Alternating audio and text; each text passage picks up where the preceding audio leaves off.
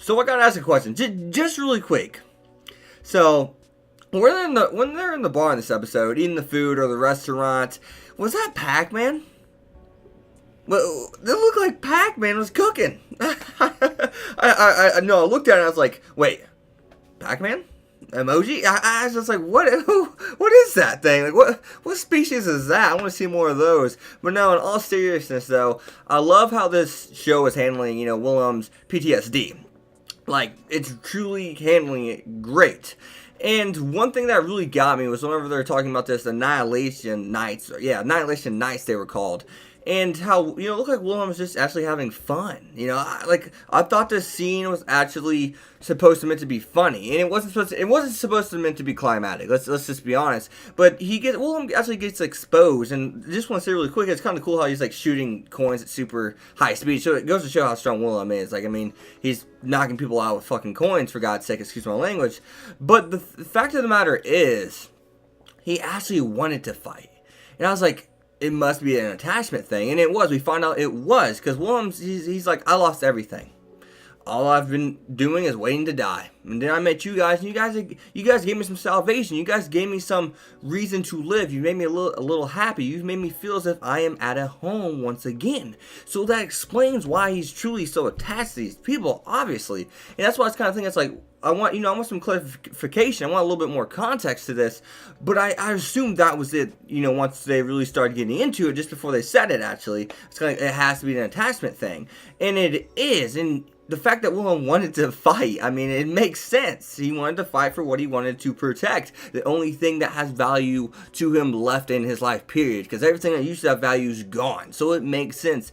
And the PTSD towards the end makes sense too. Whenever, he sees her looking up at him crying, saying, come back, you better come back, you promise. And he sees, the girl, I don't know, it could have been his sister, could have been his girlfriend. We don't know who it was, but the girl he promised he'd come back to before, in the past, before all the human race was extinct and or annihilated, right? So, but one of the big questions this episode right off the rip is, was it Suwong Cadell? And it looked like it's the same dude that was made out of that statue.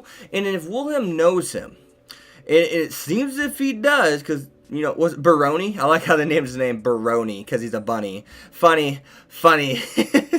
But Baroni, he's like, so, will you come back to me as someone who'd like to meet you? And he knew he just had to say the name, so obviously that means Wilhelm has to know this dude, unless he just knows what kind of authority he could have, or something about him, but not necessarily knows him. But I'm assuming he knows him, because he's like, I can't turn that down. He's like, and it's Suwon Cadell. So that means it had to be someone from Wilhelm's past that he knows. And if that's the case, how in the hell is that person still alive? Because we know Wilhelm was petrified for a long ass time, I believe. I don't have the exact year count, but I'm pretty sure it was a long ass time.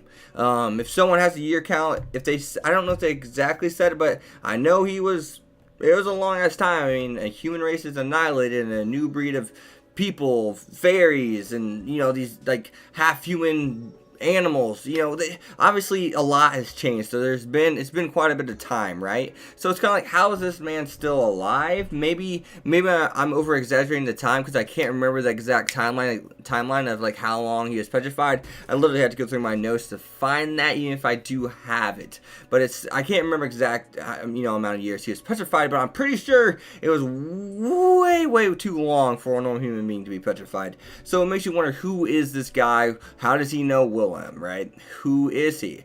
And even in the preview, we see a red-haired girl, and I'm wondering, is that Holly? Because we do see in the preview that there's a red-haired girl, and we see Holly's eyes turning red, so it would make sense to be Holly. But is that girl that Holly could possibly be, with her eyes turning red, and whenever she's hearing these voices? And one thing I did take from the voices she's hearing is like Grimoire of Red, I believe it said. I actually do have that written down. It was Locked Red Grimoire I actually had written down. So, see the Locked Red Grimoire? I mean, her eyes turn red. It looks like her hair's gonna be turning red in the OP. So it makes you wonder, but that same girl, I'm pretty sure it looks like one of the girls from Willem's past. Am I wrong?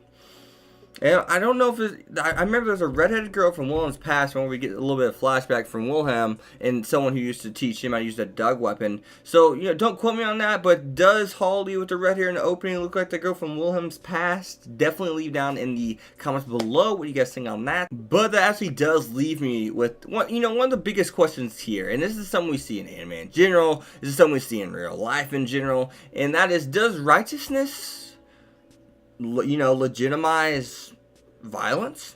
Does it? And by righteousness, I mean it's basically the quality of being right and or morally right. It's just being right. Like there's no ifs, ands, or buts. You are right. Like it's like, hey, someone who goes around stealing things and maybe even harming people, like to the point they need to be put in the hospital per se.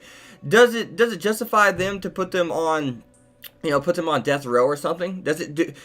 I mean, he needs to be off the streets. He is a criminal. He needs to be locked away, put away, or sentenced to death, something of the sorts.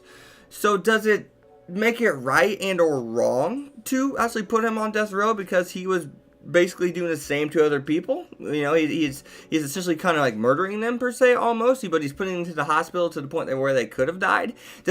So I mean, that's kind of my example. I don't know if you guys are really truly getting what I'm getting at here, but does an eye for an eye truly make something legitimately right? Does it prove something, right? Does it make it righteous? Does it make it morally right? That's my question for you guys. So other than that, I hope I explained that good enough. I think I kind of got jumbled up there along the way, but I mean, at the end of the day, if something does something extremely wrong, does using violence make it right? I don't know.